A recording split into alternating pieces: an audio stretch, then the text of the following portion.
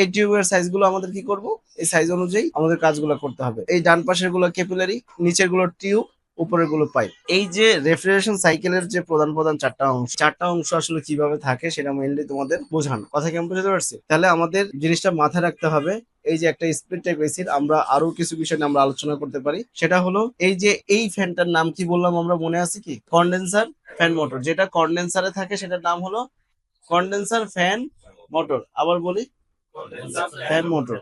আর এই যে ভিতরে একটা ফ্যান থাকে না, এটার সঠিক নাম হলো ক্রস ফ্যান। এটার সঠিক নাম কি? ক্রস ফ্যান, ঠিক আছে? কিন্তু এটা সবাই বলে কি ব্লোয়ার ফ্যান মোট, ব্লোয়ার বলে, কেউ রানার বলে। কথা কি বুঝতে পারছি?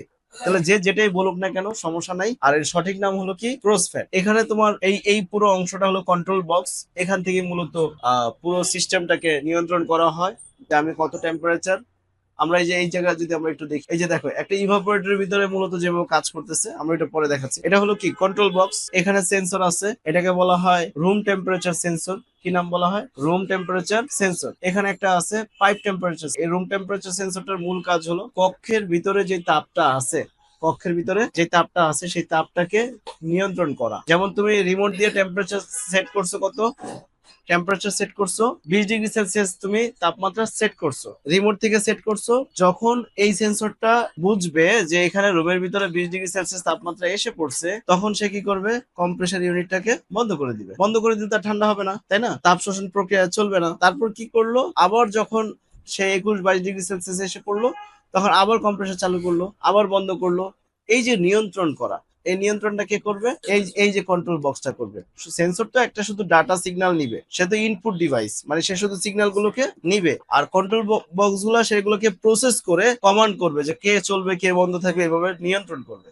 কথা বুঝতে পারছি? তাহলে আমাদের এই এসিটা যখন চলে এটাতে একটা স্প্লিট টাইপের এয়ার কন্ডিশনার। স্প্লিট মানে কি? স্প্লিট মানে হলো দ্বিখণ্ডিত, দুই ভাগে বিভক্ত, দুই ভাগে বিভক্ত। কথা কি বুঝতে পারছি? যেমন এই যে এই পুরাটা তো একটা এয়ার কন্ডিশনিং সিস্টেম, তাই না? পুরাটা, কিন্তু এটা ভাগ কয়টা? দুইটা। এটা একটা ইউনিট, এটা একটা ইউনিট। এই ইউনিটের নাম কি? Indoor unit. হ্যাঁ, আর এটা কি ইউনিট? Outdoor unit. তাহলে আমার এই যে ইনডোর ইউনিটটা আছে, এই ইউনিটটা কক্ষের ভিতরে থাকছে, এই ইউনিটটা কক্ষের বাইরে থাকছে। এখন মূল বিষয়টা হলো আমরা কিন্তু এগুলো নিয়ে কিন্তু এখন কাজ শিখাচ্ছি না, আমরা এগুলোর সাথে পরিচিতি হচ্ছে। এগুলো কিভাবে, কোন ফাংশনটা কিভাবে কাজ করে। আমরা এই যে এখানে ক্যাপাসিটর আছে, এখানে একটা ফ্যান ক্যাপাসিটর আছে, একটা কম্প্রেসর ক্যাপাসিটর আছে, দেন ওখানে কানেক্টর আছে। এই যে প্রত্যেকটার কাজ কি কি, কম্প্রেসার ফ্যান মোটর, হ্যাঁ, কিভাবে কাজ করে, কিভাবে নষ্ট হলে আমরা বুঝতে পারবো, এগুলোই তো আমাদের মেইন কাজ, তাই না? এর মধ্যে তোমরা দেখছো যে টিউবের এখানে লিকেজ হয়ে যায়, সেই লিক গুলা কিভাবে রিপেয়ার করে, দেখছো না সবাই? কথা কি আমি বুঝাতে পারছি? তাহলে আমাদের মূল যে বিষয়টা, এই মূল বিষয়গুলোকে আমরা ক্লিয়ারলি বুঝি। যদি আমরা ক্লিয়ারলি না বুঝি, তাহলে আমি যতই কাজ করি না কেন কোনো লাভ। এখন দেখো নর্মালি এই যে ক্রস ফ্যানটা যখন চলে, দেখো ক্রস ফ্যানটা যখন চলে এখান দিয়ে কিন্তু বাতাসটা ঢুকে কক্ষের ভিতর, তাই না? আমরা একটু পিছিয়ে যাই, দেখো এই যে ইভাপোরেটর টিউবটা, যে এই যে যখন তোমার একটু ভালো করে দেখো, উপর দিয়ে যে বাতাসটা যাচ্ছে সেটা কি? গরম বাতাস, তাই না? এখান দিয়ে গরম বাতাস যায় না? আর এখান দিয়ে যে বাতাসটা বের হয় ঠান্ডা বাতাস। তাহলে গরমটা গেল কোথায়? গরমটা কোথায় গেল? না, গরমটা এই টিউব গুলো শোষণ করে নিল। কি করলো? তাপটাকে কি করলো? শোষণ করে নিল। শোষণ করে দেন এই টিউবটা থেকে যে ঠান্ডাটা আছে ঠান্ডাটা বের হলো, আবার কক্ষ ঠান্ডা করে আবার পুনরায় গরম বাতাসটা ঢুকে গেল। এইভাবে তোমাদের ঠিক এয়ারটাকে সার্কুলেশন করার মাধ্যমে কক্ষের ভিতরে তোমার কাজ করতে থাকবে, চলতে থাকবে কন্টিনিউয়াসলি 24/7। তাহলে আমরা একটা, এগুলোর ভিতরে কিন্তু আসলে রকেট সায়েন্স নাই, সিম্পল সায়েন্স। এগুলো যদি আমরা একটু ভালো করে বোঝার চেষ্টা করি, এটা আমাদের পক্ষে কঠিন না সহজ। কিন্তু চেষ্টাটা করবে কে? নাকি আমি করব?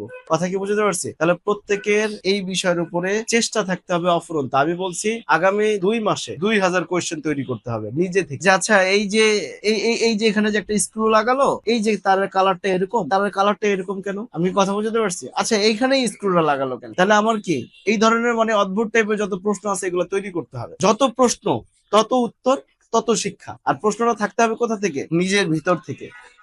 নিজের ভিতর থেকে প্রশ্ন করতে হবে। এখন যদি চিন্তা করে যে না স্যারের বলছে যে প্রশ্ন তৈরি করতে, এখন তো আউল ফাউল প্রশ্ন তৈরি হবে, এরকম না, লজিক্যাল কোয়েশ্চেন। যে এই যে ফ্যান মোটরটা, এই যে এটা প্লাস্টিকের কেন, এটা বাঁকা এরকম, এত বাঁকা কেন, আমাদের পরে ফ্যান এত বাঁকা না, এই ধরনের প্রশ্নগুলো আসতে পারে না? আমি কথা বুঝতে পারছি? তাহলে এইভাবে করে আমরা জিনিসগুলো বোঝার চেষ্টা করা। আর এই যে সার্কুলেশনটা, আমরা এই ভিডিওটা দেখলে আমরা যে রেফ্রিজারেন্ট যে সার্কুলেশনটা একটা স্প্লিট টাইপ এসির, আমরা সেই জিনিসটা কিন্তু বুঝতে পারবো। আমরা এই ভিডিওটা দেখবো, একটু পরে দেখবো পুরোটা। এই যে দেখো তোমার এক্সপানশন বাল্ব, যেটাকে আমরা বলছিলাম ক্যাপিলারি, দেখো ওই জায়গাটা গিয়ে কিন্তু তোমার কি করছে, রেফ্রিজারেন্টটাকে এখানে কি বাধা সৃষ্টি করছে না? মানে ক্যাপিলারি টিউব, এক্সপানশন বাল্ব এগুলো সেম কাজই করে, এগুলো কি করে, সেম কাজই করে, শুধু কি এটা ডিভাইস অনুপাতে তোমার এটার সাইজিং হয়, ডিফারেন্ট ডিফারেন্ট ডিভাইস হয়, কিন্তু জিনিসগুলো একই কনসেপ্টে চলে।